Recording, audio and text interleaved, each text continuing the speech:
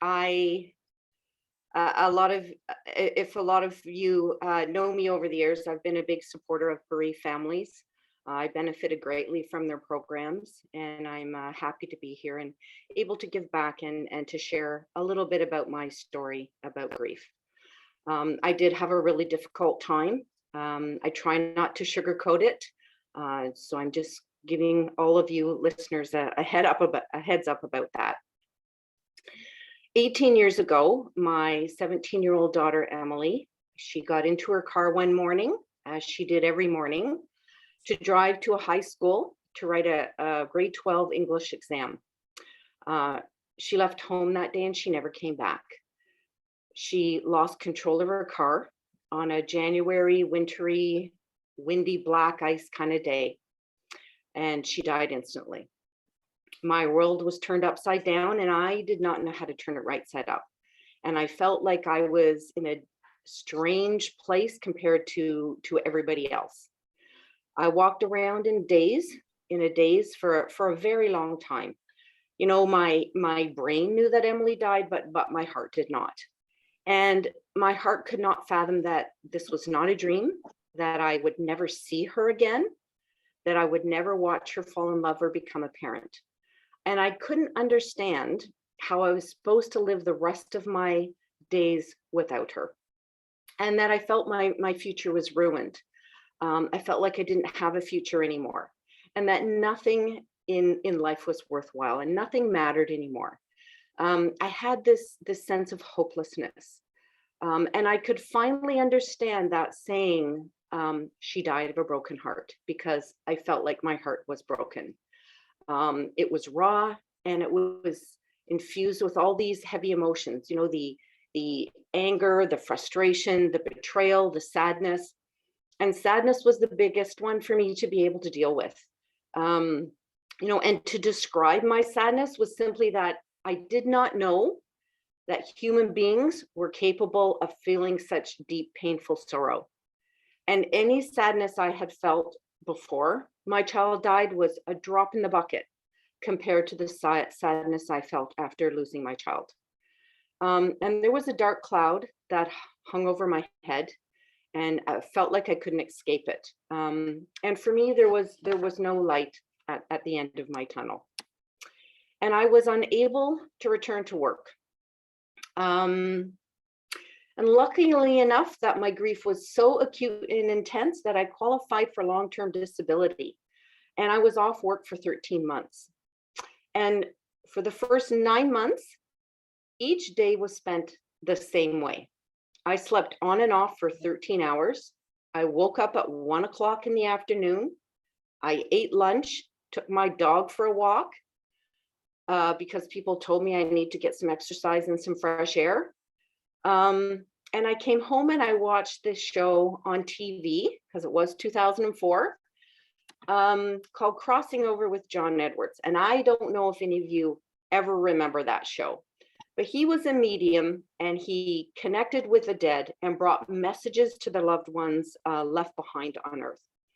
And I watched it because I needed to believe that the spirit lived on, because that gave me hope that I would see my child once again when I died.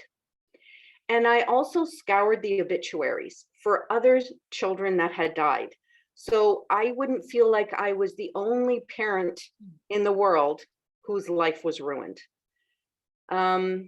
People were very nice. They called me and they came to visit me. I cooked dinner. I watched TV, but I really didn't take in what was going on in those shows because my mind wandered to my grief. And then I went to bed for 13 hours and did it all over again the next day. And I didn't know how to fix myself. And I needed to fix myself because living like this was unbearable. I needed to know when I was going to be all better and when I could feel that dark cloud lift. And when there would be a sense of hopefulness instead of a sense of hopelessness. And I decided that I should try fixing myself after about 9 months when I was diagnosed with clinical depression. I started seeing a grief counselor. She came to my house and she became my $100 an hour friend. Now I know that again, that was in 2004. She'd probably be a $200 an hour friend in 2022. And it was great because for that 1 hour when I was with her, it was all about me and my grief. And I just felt better from talking to her. And she let me know that I was doing some things right. Even though I didn't feel normal, I didn't feel right. I was getting outside for exercise. People were coming and visiting me, so I was socializing. And I also set aside a specific time each day to cry and think about my child and my grief and release my emotions. That way, it helps me to become more in charge of my grief and not let the grief become in charge of me at inopportune moments. Like when the checkout person at the grocery store says, "Hi, how are you? It's a beautiful day." And then I felt all these tears. And if I was able to, process some grief every day, then I found that over time, I was able to manage it better instead of the other way around.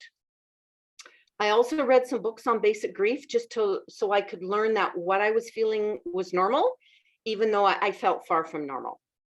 And I joined a closed group at bereaved families for a death of a child. And for the first time since my child died, I felt normal around people. They felt just like me, and I belonged. We were all angry and sad and miserable. And I always said about this group, misery loves company, and we were great company to each other. We were great support to each other, more so than some of my family and friends, because they got me. And I learned gratitude, to be grateful and appreciate what I did have in life instead of focusing on what I didn't have. I learned that there are people out there who are even worse off than me. And when my daughter first died, I didn't think that was possible. I learned there was parents that had lost 2 children. And that and I remember at work, when I did return to work, I ran into a lady in the hallway and she said to me, "I don't know, I'm really sorry your daughter died, and I don't know what it feels like, but I can imagine it's difficult. I tried for years to have a child, and it just was never in the cards." And that was an aha moment for me, because at that moment I realized I got to spend 17 years with my child, and how wonderful was that. I still needed to know, however, how long I was going to feel horrible, and nobody seemed to be able to or wanted to answer that question. And I understand now, it's because everyone's grief timeline is so different. So there is no real answer. But I'll tell you, for me, it took 5 years before I felt like I was going to make it, that there was a speck of light at the end of that tunnel. And the progress was so slow in my grief that I didn't even notice progress until years had passed and I could look back on my grief journey. And I even found that even between year 5 and year 8, I made progress. And the example I give is I wore mascara for the first time on the 8th anniversary of my daughter's death.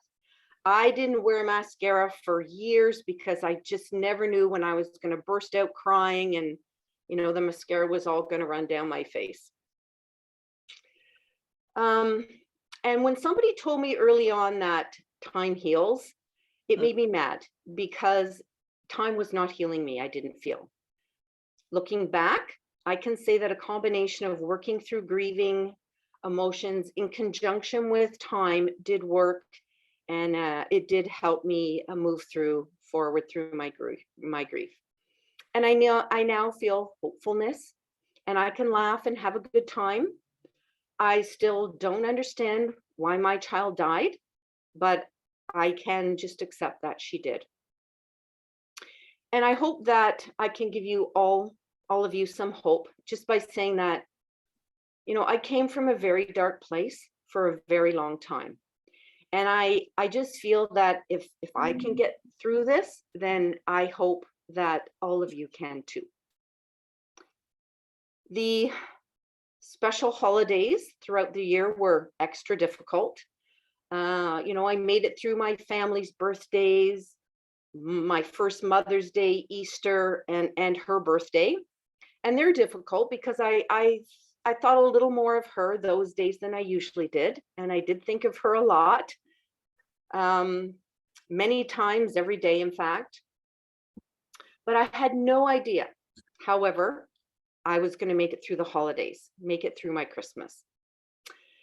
Lucky for me, as if losing a child and lucky should ever be used in conjunction with each other, she died in January, and I had 11 months before I would have to spend my first Christmas without her.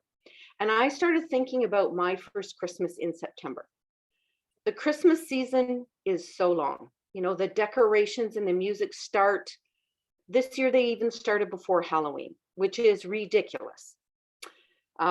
People start asking you what you're going to do for Christmas. They tell you to have a Merry Christmas, and they hope that you have a great time with all of your family.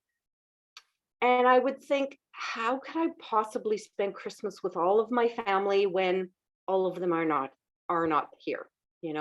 There's one important person that's missing. And some people had the best intentions. They told me different ways that I should spend Christmas without her. And I know Brittany mentioned that word "should" in her opening and how we should not use it. And their advice made me really angry. But I didn't say anything to them at the time because I realized that they were just trying to help, and they just did not know how to. And for them, I'm thankful that they didn't know how, because the only way they would have known what to do is if they too had lost a child. And I wouldn't wish that fate on anyone. And I didn't know how to go shopping for others. Seeing all these gifts that my daughter would have loved and not being able to buy her any, or even shopping and seeing mums and daughters shopping together and having a fun time. That was really difficult. I actually de-stressed my Christmas, removed as many people from my wish list as I could, and that seemed to help me a lot. And I didn't know how I was going to decorate a tree. I bought her an ornament every year that related to something that was going on with her life, and it was just too painful for me to pull all those ornaments out of the box and look at them. And I didn't know how I was going to do the stocking thing either. Again, it was too difficult for me to pull everyone else's stocking out, but leave hers in a box in the basement. And it was too difficult for me to pull hers out with the rest of them and see hers be empty on Christmas morning when everyone else's was full. And I did feel, a strong need to buy her something or do something for her, even though she wasn't here. And how do you do that when somebody's no longer here? You do it through doing something in memory of your person. So I went through all my pain and my grief, and I remember Christmases past when Emily and her brother would help me make and decorate gingerbread houses. It was a tradition of ours. And the more I thought about it, the more I kind of grew to understand what I was going to do. I was going to make some gingerbread houses from scratch and sell them. And the most I'd ever made at one time was 4. And so in my foggy grief brain, it seemed reasonable to me that I should make 50. It seemed like the perfect thing to do for so many reasons.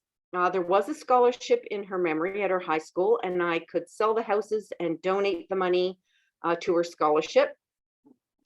And it would keep me busy during the holiday season, so I wouldn't be thinking of my first Christmas without her. So I asked a few friends and relatives if they'd help me try and sell them. So I sent them out an email with a flyer. And 6 hours later, I had orders for 108. And that number was alarming, but comforting at the same time. It was alarming because I had no idea how I was going to pull off making 108 houses. And it was also comforting to know that people wanted to, to purchase the house and contribute to a scholarship fund in her memory. So then I sent another email out asking if they'd like to now come over and help me make the houses. And they were happy. They were happy to help. The first year was a little rough. There was runny icing. There was a few burnt houses. They were lopsided looking. And an honest person told me that my gingerbread tasted horrible. So I fixed it the next year. I added more fat and sugar, and now it tastes really, really good. It was very rewarding and fun. I got to hang out with some of her friends while rolling dough. And I even had people come over that I didn't know and I had never even met before. And I just thought, how nice is it that people would do that for me? And making the houses got me through the Christmas season. Didn't put up any ornaments or a tree. The stockings were plastic grocery bags. Didn't decorate the house at all, except for my decorated gingerbread house as the table centerpiece. Christmas Day itself, it sucked. It was so obvious that Emily was missing. I cried even before I got out of bed that morning. Like that dreaded day that I was anticipating since September had arrived. We went downstairs, opened our grocery bags. We tried to put on brave faces for each other, but we all knew inside that we were just hating this day. And after opening the stockings, we ate a nice breakfast, and I cried while preparing it because Emily was always in the kitchen with me, helping me out. And so we ate in silence. And then my son became teary-eyed, and so I cried again, and it wasn't even noon yet. And at noon, my son went to his dad's house alone and without his sister. And I felt so bad for my son, but in some selfish way, I was happy he was gone because I couldn't feel his sadness anymore. And it allowed me to escape to my bedroom and cry and sleep for the rest of the afternoon. And being able to sleep away that afternoon was the best part of my Christmas day. I can't even remember what my spouse and I did for Christmas dinner that first year. I know I declined invitations. I just couldn't bear to spend Christmas dinner with other people's families, when part of my family was missing. Yep. And I do remember going to bed on Christmas night and feeling this huge weight lifted off my shoulder, and this huge sense of accomplishment that I made it through my first Christmas. I wrote this bit 8 years after my child died. And I pulled out this story today and I read through it. And my first reaction was, well, this is really depressing and really sad and really dark. And do I want to share this with all of you here? I thought of lightening it up. I thought of cheering it up a little bit, but I decided not to, because my first Christmas for me was really that bad. And I felt like I needed to be authentic with how I felt and how my grief was, not just for the Christmas, but my first year.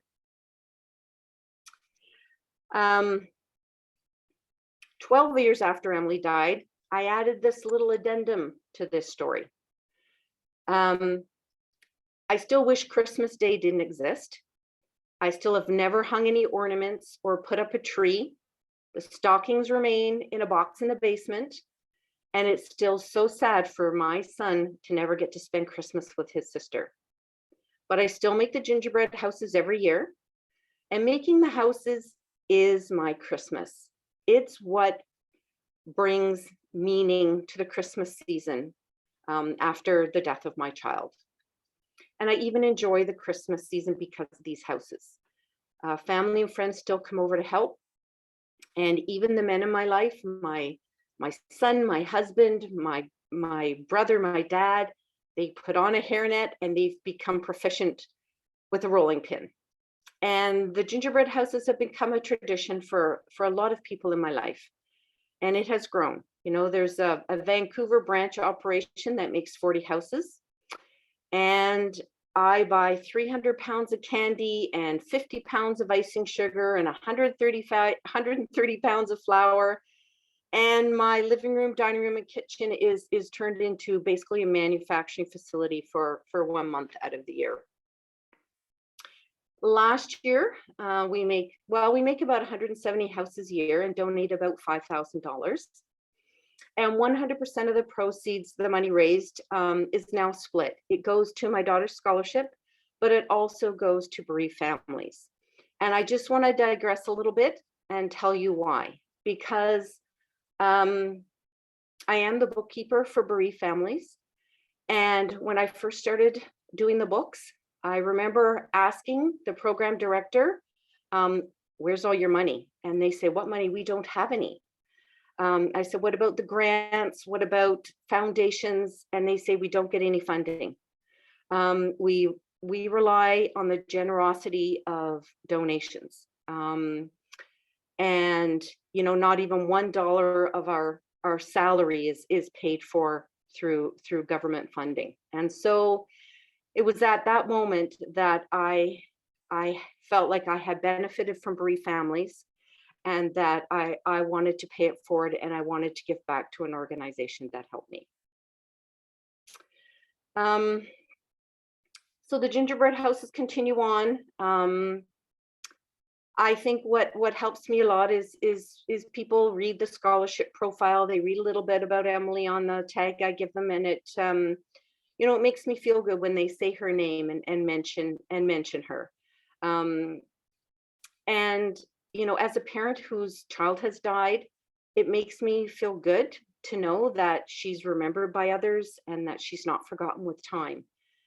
Because as a parent, I will never forget, and I will always love her so very much. When I look back on the first year of making the gingerbread houses and my foggy grief brain, I'm still not even sure how it all came together and how it came to be, but I'm glad it did. And my Christmases have never been the same since Emily died, and I know they never will. But I'm glad I found my way to make the Christmas season manageable and to be able to do something for my loved one in her memory at Christmas. So this is the story of how I make it through the holidays every year. And I really hope my story will provide you with some inspiration, for you to find your own way to make it through your grief during the holiday season and through the Christmas day itself. So that little bit I wrote 12 years after. And I find, I'm 18 years into my loss, and I feel that I've even progressed past the 12-year mark. I'm still not a big fan of Christmas, but I have put up a tree. I have got the stockings out of that box. I don't dread the season anymore. I have found joy and laughter. And I realize that the importance of Christmas is really the relationships with the people that we still have in our life, over the gifts and the decorating and all the stress that it brings with that. And my grief has softened a lot. It's there's that analogy of a sharp rock. It's hard and the edges are hard and there's pointy edges on it. And I put it in my pocket, and over those 18 years, those rough edges have smoothed out, and now it's a smooth pebble that I carry around in my pocket. I found that it really helps to find a way to incorporate our person into the holidays. It keeps their memory alive, and it honors the life they lived.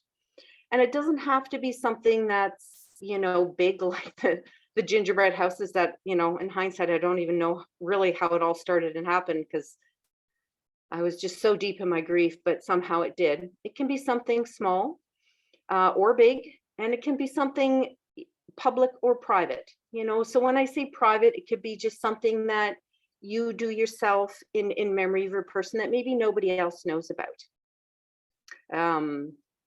It could be something a little more public, and even when I say public, it could be something that you do with your family. You know, and the perfect thing is giving a little toast to the person that died whenever there's a meal at the holiday table. You know, serving one of their favorite foods. And whether you make that food and serve it and nobody else knows that it's their favorite but you, or whether you make it and you know you publicly share it with everybody else around your table, I do really feel that it helps. I also know that bereaved families just held a candlelight remembrance event, and I think that's a really good event for meaning making and a way to remember our person during the holidays as well. So that's it for me. I'm 18 years into my grief. I'm pretty well an open book when it comes to my grief. I've helped and listened to a lot of grieving and bereaved people. Ask me anything. I think we have a bit of time for some questions. It can be a question about the holidays. It can be a general grief question. It can be anything.